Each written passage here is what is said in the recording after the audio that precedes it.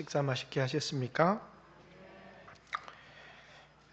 베드로 전서의 메시지는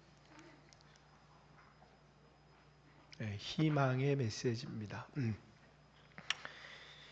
희망이 없는 상황 가운데도 성도들에게 희망을 갖게 하기 위한 그런 메시지가 베드로 전서에 이렇게 기록이 되어져 있습니다. 특별히 2장부터 보면 부당한 상황, 그러니까 아주 악한 주인 밑에서 고난받는 그리스도인의 종, 그래서 그 부당한 고난을 가하는 그 주인을 그리스도인의 종이 어떻게 섬겨야 될 건가, 또 이제 믿지 않는 남편, 아주 폭력적인 남편 밑에서 신앙생활하는 그리스도인의 아내, 그런 아내가 어떻게 남편을 섬기고 신앙생활을 해야 될 것인가. 주인에게서 벗어날 수 있다면, 남편에게 벗어날 수 있다면, 오늘은 그런 상황이지만 주인에게 벗어날 수 없는, 악한 주인에게서 벗어날 수 없는 그리스도인 종의 처지, 어떻게 희망을 가지고 살아가야 하는가. 남편에게서 벗어날 수 없는 부당하고 악한 남편 아래에 의해서 살아가야 하는 그리스도인의 아내가 어떻게 소망을 가지고 어떻게 살아가야 할 것인가라고 하는, 그 속에서도 어떻게 소망을 가지고 신앙생활을 해야 되는지를 이렇게 기술하고 있고요. 지난주에는 이런 부당한 사회 속에서 그리스도인이 어떻게 성숙한 삶을 살아갈 수 있을까, 그리고 오늘 지난주의 말씀에서 이어지는 너희는 선을 행함으로 축복을 받도록 부름을 받은 게 아니라 선을 행함으로 고난을 받도록 부름받은 사람들이 그리스도인이다. 그러므로 선을 행함으로 칭찬을 들을 수 있고 선을 행함으로 복을 받을 수 있고 이러면 좋겠는데, 이 세상에서 선을 행함으로 도리어 그리스도인들이 핍박을 받고 고난을 받고, 그런 상황 가운데서 어떻게 그리스도인들이 소망을 가지고 신앙생활을 해야 하는가라고 하는 그런 문제에 대한 답을 이렇게 우리에게 말하고 있습니다. 제일 억울할 때가 뭐냐면, 우리가 이 세상을 살아가면서 부당한 일을 당할 때가 참 많은데 세상이 절대로 공평하지 않잖아요. 세상이 정의롭지도 않고 세상이 공평하지도 않습니다. 물론 이 당시의 그리스도인들과 오늘 우리들은 전혀 다르지만 세상은 전혀 공평하지 않습니다. 그런데 사람들마다 자기가 다 억울하다고 하는 것입니다.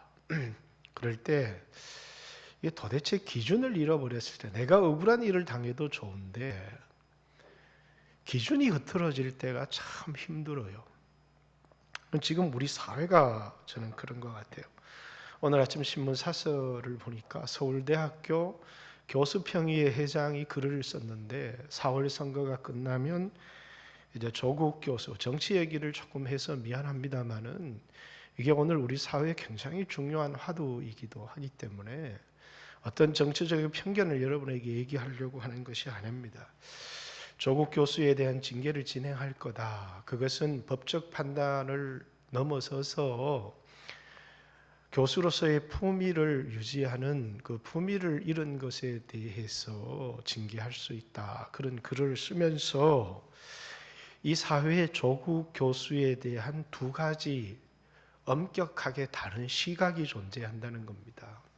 문재인 대통령은 이제 조국 교수에 대해서 얘기하면서 검찰 개혁의 순교자다, 이렇게 조국 교수를 이야기를 했고, 또 다른 많은 사람들은 조국 교수가 검찰 개혁의 순교자인지 피해자를 입은 사람인지, 아니면 마치 자기가 피해를 입는 사람인 것처럼 얘기하면서 세상에 온갖 기득권은 혼자 다 누린 사람인지 도대체 이 사람을 어떻게 평가해야 되는가? 검찰을 개혁하기 위해서 세상을 바로잡기 위해서 혼자 모든 것을 뒤집어 쓴 순교자인가? 그럼 정말 억울한 사람이겠죠. 그래서 그들은 끊임없이 억울하다고 이야기를 합니다.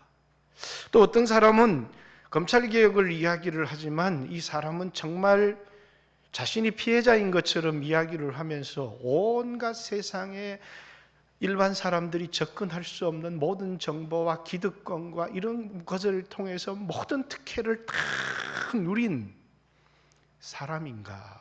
이것에 대해서 국민이 다 공통된 시각을 가지고 있다면 참 좋겠는데 사람들이 올바른 기준을 어느 순간부터 옛날에는 이건 이랬고 이런 국민들의 공통적인 정서들이 존재를 했는데 정치적인 어떤 그 집단화가 되면서 이제 사람들이 뭐냐면 기준을 잃어버렸다는 겁니다.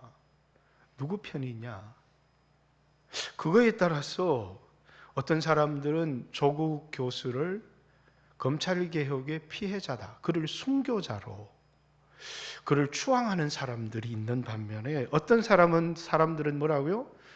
그는 모든 기득권 세력을 독점한 피해자를 가정한 모든 특혜를 다 누린 전형적인 강남 건물주가 되기를 원했던 전형적인 사람이다. 이렇게 진중권 교수는 얘기를 합니다. 도대체 우리는 어떤 기준을 가져야 되는가? 무엇이 사실이고 무엇이 진리인가? 그러면서 어느 순간부터 뭐라고요? 사람들마다 자기가 억울하다라고 하는. 그래서 이 시대를 살아가는데 가장 아마 힘들고 어려운 것은 기준을 상실한 문제가 아니겠는가 그런 생각을 해봅니다. 그런데 이제 이 당시에 실제적으로 많은 사람들이 고난을 당하면서 억울한 일을 당하면서 근데 이제 오늘날 같은 얘기를 하면 그건 억울한 일이 아니라 기득권이다 이렇게 얘기하면 참 할 말이 없지만은 그러나 그리스도인이 이 세상을 살아가면서 굉장히 많은 피해를 받고 그리고 이제 오늘날 이 시대의 그리스도인들도 이런 오늘 이 시대가 정의로운가 공정한가 여러분 이 세상은 절대로 정의롭지도 않고 공정하지도 않습니다. 그죠? 여러분 모든 환경을 동일하게 만들어준다고 해서 공정합니까? 우리가 타고난 은사도 다르고 타고난 그런 육체의 체질도 다르고 성격도 다르고 가지고 있는 은사도 다르고 부모로부터 물려받은 재능도 다르고 모든 것이 다른데 이 세상의 모든 환경과 형평을 똑같은 환경 속에서 공부하게 해준다고 해서 그게 공정한가? 도대체 공정과 정의의 기준이 뭔가? 이런 것을 우리에게 고민하게 만들어 줍니다. 그러나 어쨌든 성경은 우리에게 뭘 얘기를 하느냐면 공정한 세상을 만들어라는 것을 우리에게 사명으로 주고 있지 않습니다. 그리스도인들의 사명은 이 세상을 공정하게 정의롭게 만드는 것을 그리스도인의 사명이다 이렇게 말하는 것이 아니라 공정하지 못한 이 세상 속에서 정의롭지 못한 이 어두운 세상 가운데서 어떻게 그리스도인들이 정의롭게 살아갈 것이고 뿐만 아니라 정의롭지 못한 부당한 일을 당하면서도 어떻게 낙심하지 않고 그 속에서 소망을 가지고 믿음으로 살아갈 것인가에 대한 이야기를 하고 있는 것이지 이 세상을 정의롭게 만드는 것, 이 세상을 공의롭게 만드는 것 도대체 정의의 기준이 뭔지 내가 다스리면 정의롭고 상대방이 다스리면 정의롭지 못하고 내가 다스리면 공정하고 다른 사람이 다스리면 공정하지 못한 그것이 정의고 그것이 공정인가 하는 생각이 들도록 만들죠. 그렇듯이 모든 것이 사람들이 자기중심적 기준을 가지고 있기 때문에 그래서 이 세상의 정의, 이 세상의 공정, 인간의 마음속에 죄가 들어오면서부터 정의와 공정은 이미 존재하지 않는다라는 것입니다. 정의와 공정이라고 하는 것은 오직 그리스도의 심판대 앞에서만 실현될 수 있는 것이지, 목사인 저 자신도 뭐라고요? 내중심적인 편견을 가지고 생각할 때가 굉장히 많기 때문에 목사는 정의로운가, 교회는 정의로운가, 공정한가, 그것에 대해서도 결코 답할 수가 없습니다. 왜냐하면 이 세상은 이미 정의롭지도 않고 이 세상은 이미 공평하지도 않고 우리는 오직 하나님의 심판대 앞에서만 하나님의 공의와 하나님의 정의가 실현될 것이라는 사실을 우리는 분명히 압니다. 그런데 이 공의롭지도 못하고 이 정의롭지 못한 세상에서 그리스도인이 어떻게 살아야 되는가라는 것입니다. 성경은 결코 우리를 이 세상을 정의롭게 만들고 공의롭게 만들고 세상을 천국으로 바꾸라고 우리에게 이야기하지 않습니다. 그것은 그리스도인의 사명이 아닙니다. 그리스도인들은 정의롭지 못한 세상에서, 공의롭지 못한 세상에서 분노를 가지고 세상을 뜯어 고치겠다고 하는 생각을 가지는 것이 아니라 내 한 사람이 이 정의롭지도 못하고 공정하지도 못한 이 세상 속에서 어떻게 소망을 잃지 않고 다른 사람들에게 아름다운 삶을 살아낼 수가 있겠는가. 여러분, 선을 행함으로 고난을 받는다는 것 자체가 정의롭습니까? 정의롭지 않습니다. 죄가 없는 그리스도께서 십자가에 죄를 뒤집어 쓰고 십자가에 못 박힌 게 정의롭습니까? 정의롭지 않습니다. 정의라고 하는 것은 죄가 없는 자가 십자가에 못 박히는 것이 정의가 아니고 죄를 가진 자가 십자가에 못 박히고 심판을 받아야 그것이 정의인데, 그런데 죄가 없으신 예수님께서 죄를 뒤집으시고 십자가에 못 박혀 죽은 이 세상이 정의로운가? 그러나 오늘 그리스도인들은 마치 죄가 없는 예수님께서 욕을 받으시되 욕하지 않으시고 위협을 받으시되 위협을 받지 않으시고 죄가 없는 예수님이 십자가에 못 박혀 죽으시는 삶을 통해서 그리스도인들이 이 세상에서 어떻게 살아야 될지에 대한 모범을 우리에게 보이셨다, 이렇게 이야기를 하는 것입니다. 그래서 여러분과 저도 이 세상에서뿐만 아니라 교회 안에서 여러분들이 억울하다고 생각하는 것 자체가 전혀 억울하지가 않을 수 있고, 왜냐하면 저도 교인들을 수없이 상담해 보지만 억울하다고 얘기하는데 그 억울이 상당히 주관적일 때가 굉장히 많이 있고, 그것도 또 실제적으로 억울함을 당하였다고 할지라도 우리가 뭐라고요?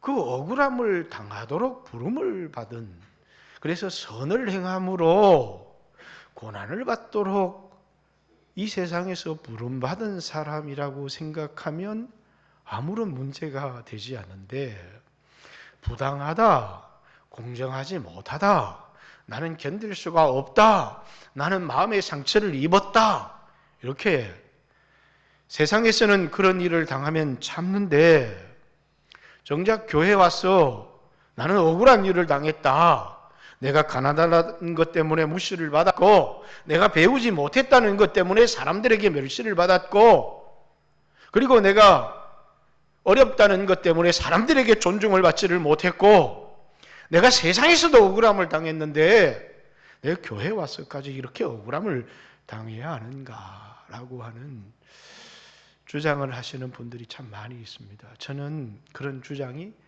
맞는데, 100% 맞는 주장인데, 예수님을 알지 못하는 사람이, 예수님의 십자가를 알지 못하는 사람들이 그런 주장을 하는 것은 너무나도 합당하다고 생각하는데, 그러나 예수님의 십자가를 경험한 사람이, 다시 말해서 내가 받아야 될 형벌을 예수님이 받으셨다. 억울한 분이 예수님이시잖아요. 근데 예수님은 억울하다고 한 번도 말씀하지 않으시고 내가 이 일을 위하여 세상에 왔노라 이렇게 말씀하시면서 자신의 죄 때문이 아닌 우리의 죄 때문에 고난을 받으시면서도 입을 열지 아니하시고 덜 깎는 자 앞에서 잠잠히 그러면서 나는 죄가 없다니까 이렇게 말씀하지 않으셨다는 거예요. 묵묵히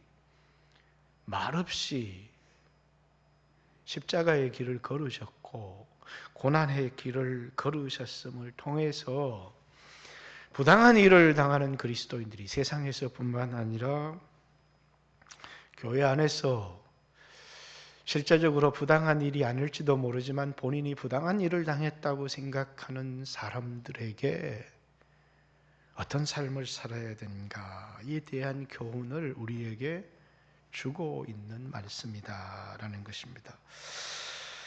그래서 여기 오늘 본문 13절에 또 너희가 열심으로 선을 행하면 누가 너희를 해하겠느냐 이렇게 선을 행하는 사람에게 보편적으로 일반적으로 내가 죄를 짓거나 다른 사람을 억울하게 하거나 돈을 떼어 먹거나 사기를 치거나 살인을 하거나 이런 죄를 지으면 그것에 따르는 형벌을 받는 것이 당연하지만 그러나 열심히 선을 행하는 사람이 고난을 당할 가능성은 아주 적다는 거예요. 일반적인 원칙. 너희가 열심히 선을 행하면 누가 너희를 해야겠느냐. 그런데 그 다음에 그러나가 나옵니다. 의를 위하여 고난을 받으면 복이 있는 자니 이렇게 그러나 의를 위하여 죄가 없는데 고난을 받는 삶. 이것은 일반적으로 일어나는 일들이 아니라 뭐라고요? 그런 일이 일어나지 않지만 여기 영어에는 even if로 되어 있습니다. 그런 일이 일어날 가능성이 없지만 그리스도인의 삶에는 내가 죄가 없는데도 고난을 당하는 일들이 일어날 수 있다는 거예요. 누구에게요? 그리스도인의 삶에. 이것이 우리에게 굉장히 중요한 시험거리예요. 우리에게 믿음이 있는지. 여러분은 교회 안에 있어든지 세상에 있어든지 억울한 일을 당해본 적이 있습니까? 내가 죄가 없는데 고난을 당하는. 세상에서는 힘이 없어서 참았는데 교회에서 말이에요. 정의롭다고 하는 교회에서 예수님의 사랑을 강조하는 교회에서 내가 죄가 없는데 내가 욕을 먹게 되고 남으로부터 비판을 받게 되고 하는 일들을 당해본 적이 있느냐는 것입니다. 여러분 그런 일을 당했다면 여러분 어떻게 반응하셨고 여러분 어떻게 살으셨습니까? 억울하잖아요. 변명을 하고 싶기도 하고 복수를 하고 싶기도 하고 또 세상 같으면 주먹으로 한번 갈겨주고 싶기도 하고 그래서 목회를 하는데 제일 중요한 건 뭐라고요? 억울한 말이 참 많아요. 근데 참는 거죠. 그러다 보면 아주 즐겨보는 영화가 있어요. 폭력 영화를 아주 즐겨봐요. 왜냐하면 그걸 보고 나면 마음이 얼마나 시원해지는지 이걸 봐도 되는가? 그 할머니 한 분이 나와가지고 욕할머니 한 분 나와서 막 욕을 하는 것을 들으면 얼마나 기분이 좋고 시원한지 예수 믿는 사람이 그런 말을 할 수도 없고 그런 폭력을 쓸 수도 없지만 영화나 TV에서 그런 것을 우리 집 사람은 끔찍히도 그런 영화를 싫어하는데 저는 끔찍히도 그런 영화가 즐겁고 재미있을 때가 있습니다. 그 왜 그러냐면 아주 마음이 내가 하고 싶었는데 못했던 것들을 내가 못했던 욕들을 할머니가 막 대신 시원하게 그 욕쟁이 할머니 나오는 건 누굽니까? 그 할머니도 나와서 욕을 얼마나 잘하는지 그래서 집에 와서 우리 집사람한테 연습하듯이 따라도 한번 해보고 마음이 시원하죠. 그러나 이게 이제 그리스도인들이 이렇게 살아도 되는가 하는, 그죠? 마음으로라도 이런 것을 해도 되는가 하는 생각이 들기는 하지만, 어쨌든 그것이 우리에게 카타르시스를 주는 것만큼은 분명한 사실인 것 같아요. 왜냐하면 우리는 그렇게 반응하고 싶은데 용기가 없어서 반응을 못할 때도 많이 있고, 그것이 가지고 오는 결과가 두려워서 반응하지 못할 때도 우리는 많이 있기 때문입니다. 그런데 오늘 본문에는 보면 그럴 때 우리에게 복이 있다 이렇게 얘기를 하는 겁니다. 나는 억울한 일을 당했다 이렇게 생각을 하는데, 성경에는 또 너희가 열심으로 선을 행하면 누가 너희를 해하고 너희에게 고난을 가하겠느냐, 그러나 너희가 의로운데 선을 행했는데 너희가 고난을 받게 되면 너희가 복이 있다 이렇게 얘기를 하는 겁니다. 우리가 산상수훈에서도 뭐라고요? 의에 줄이고 목 마른 자도 복이 있고, 또 의를 위하여 고난을 받으면 복이 있나니, 이렇게. 여러분 그걸 복이 있다고 생각하십니까? 억울하다고 생각하십니까? 원통하다고 생각하십니까?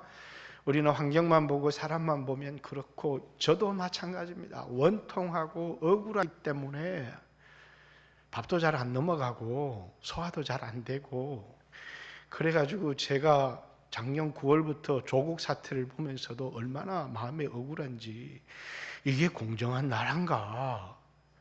박근혜가 나라를 다스릴 때는 원래부터 그런 사람이니까 뭐 그런가 보다 했는데, 정의롭다는 사람들이 올라가서 이게 도대체 이 나라가 어떻게 된 건가 이런 생각에 얼마나 스트레스가 되는지 밥에 소화도 안 되고, 그래서 요즘은 되도록이면 아이고 뉴스가 나에게 행복을 주지 않는구나 이렇게 해서 잘 안 보려고 해요. 제 정치적인 견해인지는 잘 모르겠지만 이 사회가 결코 정의롭지 못하다. 그러나 정의롭지 못한 사회에 대해서 그리스도인들이 어떻게 행동해야 되는가 라는 것을 보면서 한국 교회는 뭔가 큰 문제를 가지고 있다라고 하는 생각을 해보게 되는 것입니다. 이게 정말 그리스도인들이 보여야 될 삶인가? 이것이 그리스도인들이 우리가 해야 될 반응인가 하는 생각에 대해서는 신중하게 이런 가운데 믿음의 삶이라고 하는 것은 도대체 어떤 것인가? 국가적인 것뿐만 아니라 개인적으로도 마찬가지죠. 오늘 본문의 마지막에는 우리는 선을 위하여 고난받도록 부름받은 자들이다는 것을 우리에게 얘기를 합니다. 그러면서 의를 위해서 내가 욕을 먹고 고난을 받으면 복이 있는 사람이다. 본문에 이렇게 얘기를 합니다. 그러면서 그들이 두려워하는 것을 두려워하지 말며 근심하지 말며, 이렇게 어떤 내가 고난을 받고 의를 행하는데 어려움을 당했을 때 내가 두려워하지 말고 그 고난의 상황을 피하지도 말라는 것입니다. 마음이 안정되고 침착한 자세로 15절에 너희 마음에 그리스도를 주로 삼아, 이렇게 참 중요한 말인 것 같아요. 우리의 마음에 그리스도를 주로 삼는다는 것. 몇 년 전에 몽골에 갔는데 고성교회 목사님 딸이 내 앞에서 말에 뚝 떨어졌어요. 말이 막 힝 그러면서 막 뒷발로 앞발로 막 쥐어 밟아버리는데 제 머릿속에 죽었구나 이런 생각이 바로 내 눈앞에서 일어난 일입니다. 그러면서 이런 생각이 들었어요. 이제 내가 통제할 수 없는 상황, 내가 어찌할 수 없는, 우리 교회가 뜨겠구나. 인터넷에 나도 인터넷에 떠서 아주 몹쓸 목사가 되겠구나. 그러면서 어떻게 해야 되나. 순간에, 아주 짧은 순간이지만 별별 생각이 다 들었습니다.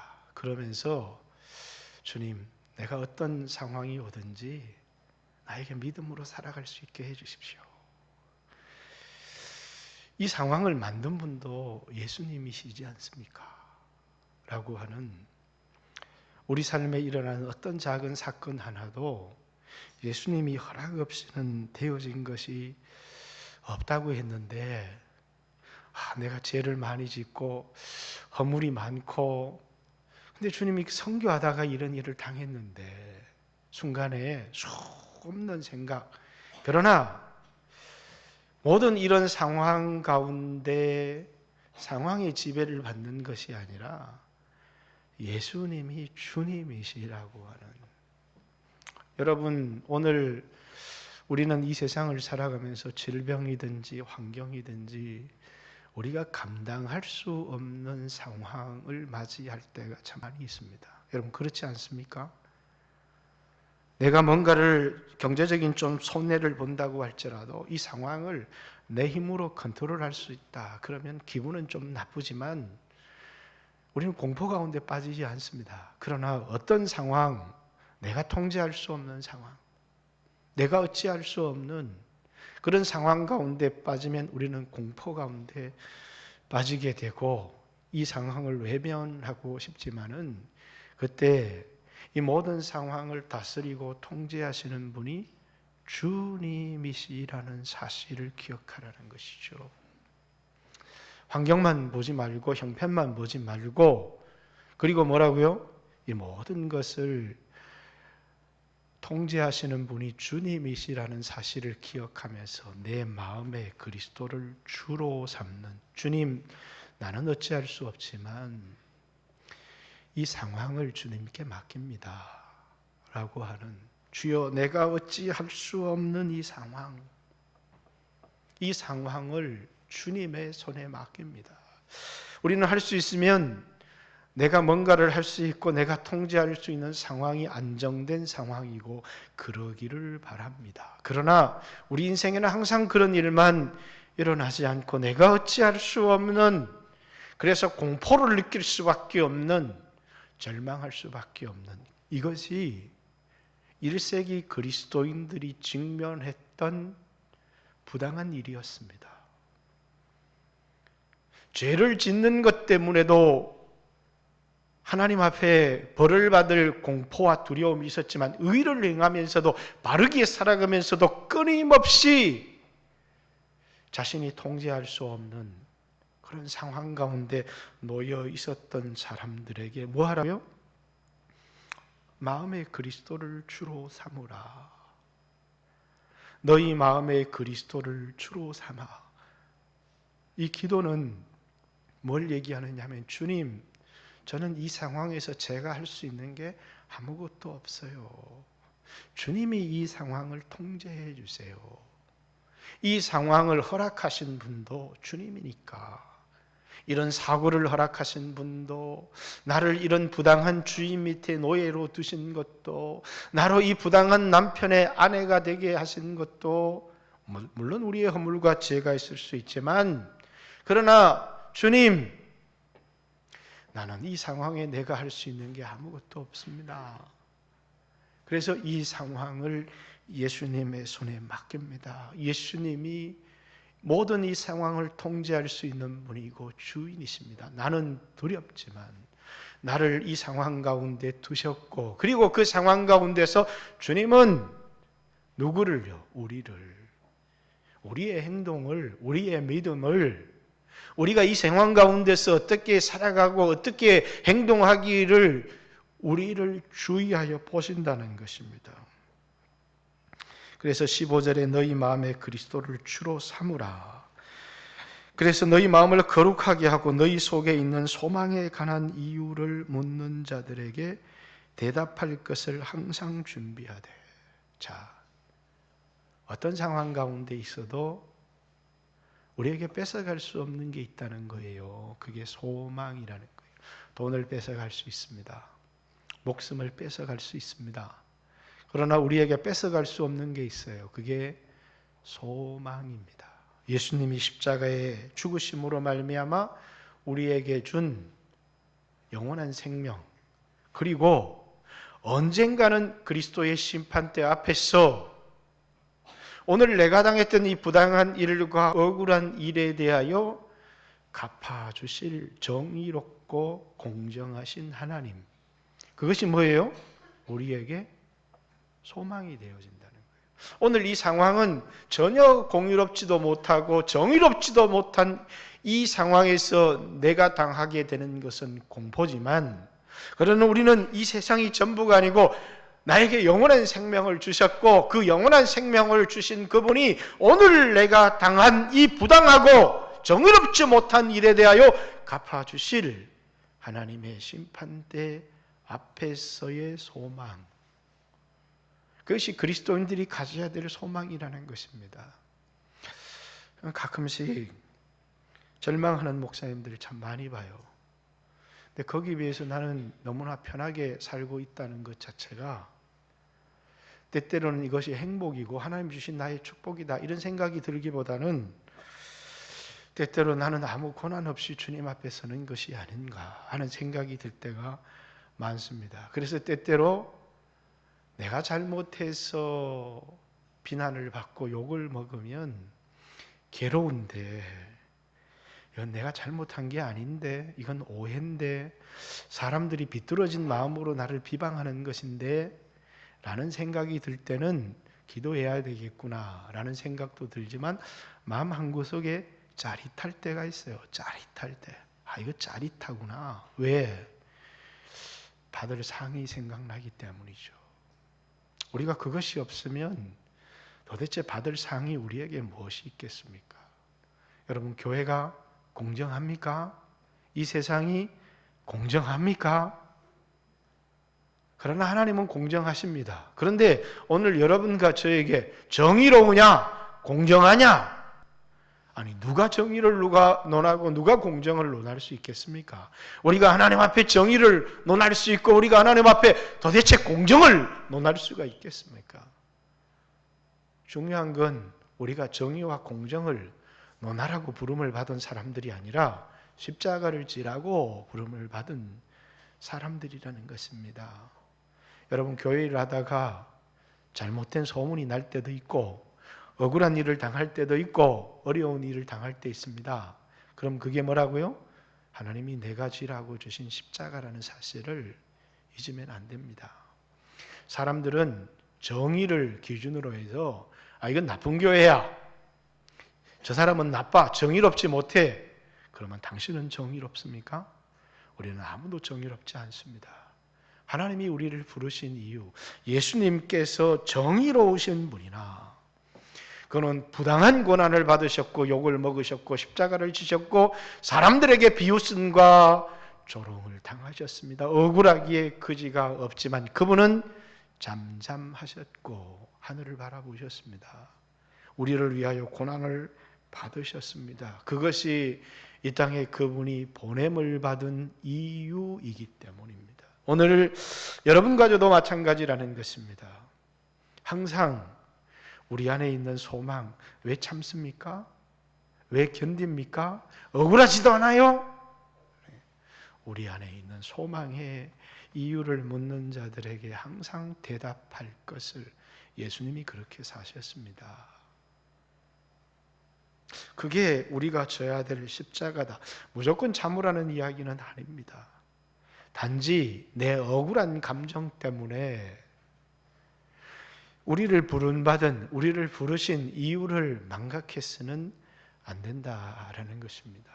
복음은요, 하나님의 나라는요, 정의로워서 확장이 되는 것이 아니라 억울하지만 이를 위하여 부름받았다고 생각하고 그것이 십자가라고 생각하고 참고 견디는 사람에 의해서 감동이 되어지고 예수님의 십자가의 사랑이 전해지고 하나님의 나라가 확장되어지는 것이지, 정의 때문에 교회가 확장된 역사는 한 번도 없어요. 믿음이 있는 사람은 정의로운 사람이 아니라 십자가를 지는 사람, 이를 위하여 너희가 부르심을 입었나니. 그래서 내가 죄를 지어 고난을 받는 것보다 의롭게 행함을 통해서 고난을 받으면 그것이 억울한, 내가 죄를 지었기 때문에 나는 이런 욕을 먹어도 싸. 그러면 그것 좀 받아들이기가 쉽죠. 그러나 내가 죄가 없는데 욕을 먹게 되고 억울한 누명을 쓰게 되면 대단히 억울해. 그런데 우리는 그것을 위하여 부름을 받았다, 이렇게 얘기합니다. 이 세상에는 아무도 나의 억울함을 이해해 주지 못할지만 우리에게는 그리스도의 심판대가 있고 하나님의 심판대 앞에서 반드시 하나님이 나를 변호해 주실 것이고 이 억울함에 대한 상으로 갚아 주실 것이고 또 이것이 반드시 하나님의 나라와 복음 전파하는 데 유익할 것이다 라는 사실을 알기 때문입니다. 오늘 여러분과 제가 이 사실을 잊지 않았으면 좋겠고 또 16절에 선한 양심을 가져라. 참 중요한 말입니다. 상처받지 말라는 것입니다. 오늘 이 세상은 상처받은 사람으로 가득합니다. 그죠? 마음의 상처, 내가 억울한 일을 당한 것에 대한 상처, 부당한 일을 만난 것에 대한 상처. 그래, 주님, 난 너무나 억울해요. 주님, 저는 견딜 수가 없어요. 근데 주님이 종아, 상처받지 말고 은혜 받아라. 은혜 받아라. 너는 상처받으라고 부름받은 사람이 아니고 은혜 받으라고 부름받은 사람이다. 억울한 일을 당했는데 상처를 받으면 하나님의 역사는 하나도 일어나지 않아요.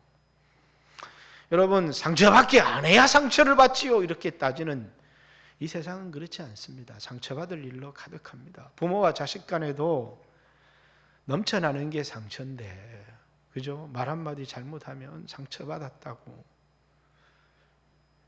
그렇게 사랑하고 소중히 여겼던 자식들도 우리는 상처를 받는 것을 봅니다. 왜? 우리는 너무나 상처받기 쉬운 그런 심령을 가지고 있기 때문입니다. 상처받았습니다. 여러분, 상처받은 곳에는 아무런 역사도 일어나지 않습니다.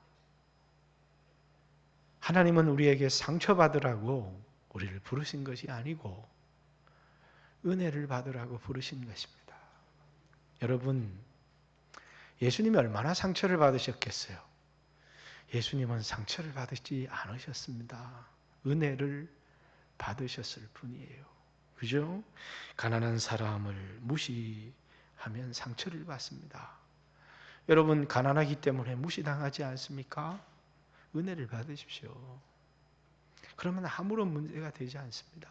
못 배웠다고 상처를 받지요? 은혜를 받으시면 아무런 문제가 되지 않습니다. 나에게 약점이 있습니다. 그것이 늘 다른 사람의 말을 통해서 상처가 될 때가 있습니다. 그러나 은혜를 받으면 아무런 문제가 되지 않습니다. 그게 쉬운 일이냐고요? 쉽지 않죠. 그런데 그리스도의 십자가는 그것을 가능하게 만듭니다. 왜? 내가 예수님에게 상처를 줬거든요. 내가 예수님의 몸에 장자국을 냈고 그분에게 아픔을 주었잖아요. 배신하지 않았습니까? 예수님 배신하지 않으신 분. 내가 배신을 당했다고요?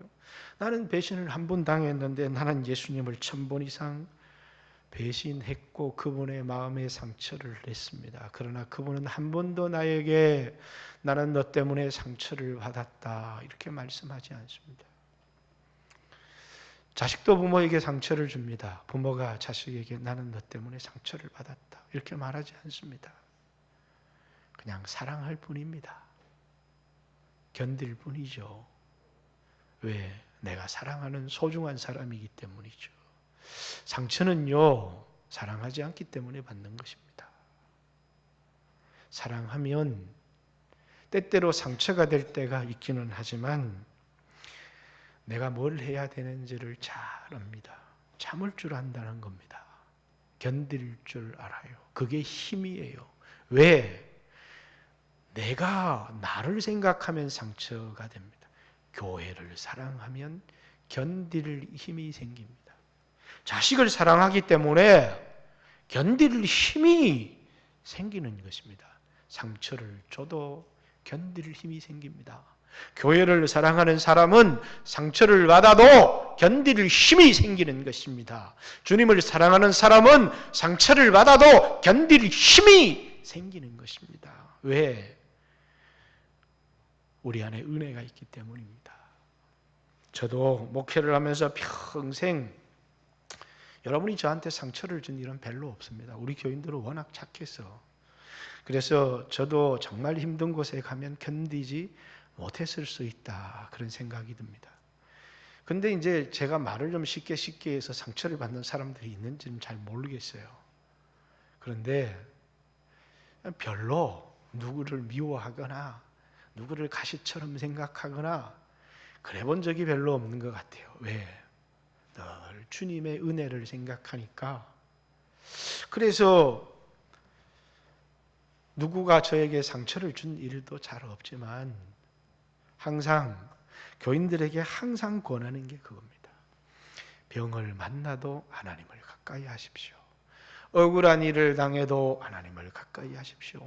좋은 일을 만나도 하나님을 가까이 하십시오. 무슨 일을 만나든지 하나님을 가까이 하십시오. 그죠? 사실 하나님 가까이 가면 아무런 문제가 될 게 없어요. 내가 억울한 일을 당했습니다. 그럼 억울합니다. 하나님 가까이 하라고 하나님이 주신 상처요. 이렇게 얘기를 합니다. 경제적인 어려움을 당했습니다. 저에게 와서 물어보죠. 하나님 가까이 하라고 하나님께서 당신에게 주신 문제라고. 돈을 벌어 성공을 했다. 하나님 가까이 하라고 그렇게 하신 거라고. 모든 해석, 우리의 인생에 일어나는 모든 문제가 뭐라고요? 저에게는 하나님을 가까이 하라고 하나님이 저에게 주신 일이라고 생각을 합니다. 여러분의 인생에 힘든 일이 있습니까? 하나님 가까이 하라고요. 경제적인 어려운 일이 있습니까? 하나님 가까이 하라고. 자식이 속을 썩입니까? 하나님 가까이 하라고요. 돈을 많이 버셨습니까? 하나님 가까이 하라고요. 문제가 아닙니다. 해석이 문제입니다. 그리스도인들은 세상과 다른 반응이 나오는 이유가 뭐예요? 해석이 다르기 때문이에요. 그죠? 가나안 땅을 바라보면서 불평을 하는 사람이 있었습니다. 왜? 저들은 성이 견고하고 장대한 족속들이 우리는 거기에 보기에 아니 두꺼비 같고 그런데 똑같은 것을 보면서 뭡니까? 해석이 다른 겁니다. 보는 것이 다른 게 아니에요. 당한 일이 다른 게 아닙니다. 해석이 다르니까 반응이 다를 뿐입니다. 오늘 베드로는 억울한 일을 당한 사람들에게 참 억울하겠구나, 참 힘들겠구나, 참 어렵겠구나 압니다. 그러나 해석을 바르게 해라. 너희는 이런 일을 인해서 견딜 수 없어서 상처를 받고 그런 사람들이 아니라 도리어 선한 양심을 가지고 은혜를 받고 세상과는 다른 소망을 가지고 반응하는 사람들이 너희야. 너희는 바로 그것 때문에 하나님이 너희에게 은혜를 주셨고 십자가의 은혜를 깨닫게 하셨고 너희를 부르신 거란다 라고 하는 중요한 깨달음을 주고 있습니다. 우리는 그리스도인이기 때문에 세상 사람들이 당하는 억울한 일도 당하지 않고 고통도 당하지 않고 힘든 일도 없고 탄탄대로 같은 고속도로만을 걸어가도록 우리를 부르신 것이 아니라 어쩌면 세상 사람들보다 더 힘들고 좁고 더 원통하고 억울한 일들을 많이 당할 수 있습니다. 그러나 은혜 받으면 돼. 은혜 받으면 된단다. 이를 위하여 너희가 부르심을 받았단다. 억울한 일을 당했니? 하나님 가까이 해. 좋은 일을 만나니 하나님 가까이 해라. 자식이 어려워 하나님 가까이 하면 돼. 이것이 해석입니다. 내 마음에 은혜를 받으면 반응이 달라지게 되어 있고 그러면 하나님이 의인을 향하여 눈을 고정하시고 하나님께서 우리의 기도를 들으신다는 사실을 기억하시기를 바랍니다. 우리는 세상 사람들이 당하는 일보다 더 원통하고 더 억울하고 더 힘든 일을 안 만날 거야. 아니면 그런 일을 만난 사람들에게 봐라. 그 꼬라지로 살더니 잘 됐구나. 이렇게 말하라고 하는 것이 아니고 어떤 일을 만났든지 내가 죄를 지어서 고난을 만났든지 죄를 짓지 않았는데 고난을 만났든지 그래서 어떤 사람들이 내가 이렇게 상해서 오늘 이런 일을 당하는 것은 마땅하고 참아야지 뭐 어쩔 수가 있겠어요 라고 말하든지 아니면 나는 정말 똑바로 살았는데 내 인생에 왜 이런 일이 일어나는지 알지 못하겠다고 억울해서 견딜 수 없다고 말하는 사람이든지 답은 하나밖에 없어요. 하나님 가까이 하는 것입니다. 은혜를 받는 것입니다. 그것이 상한 신명을 갖는 것이 아니고 선한 양심을 가지는 이를 위하여 부르심을 받았다. 예수님도 이런 삶을 살았던 것처럼 오늘 여러분과 저도 믿음의 삶을 살아가는 오늘 이 부당한 세상이 부당하지 않다고 하나님 말씀하지 않았습니다. 부당하고 정의롭지도 못합니다. 그러나 오늘 그 속에서 여러분과 제가 믿음의 삶을 살아가는 귀한 성도들이 되시기를 주님의 이름으로 축복합니다. 같이 한번 주여 하신 후에 하나님 앞에 기도했으면 좋겠습니다. 믿음으로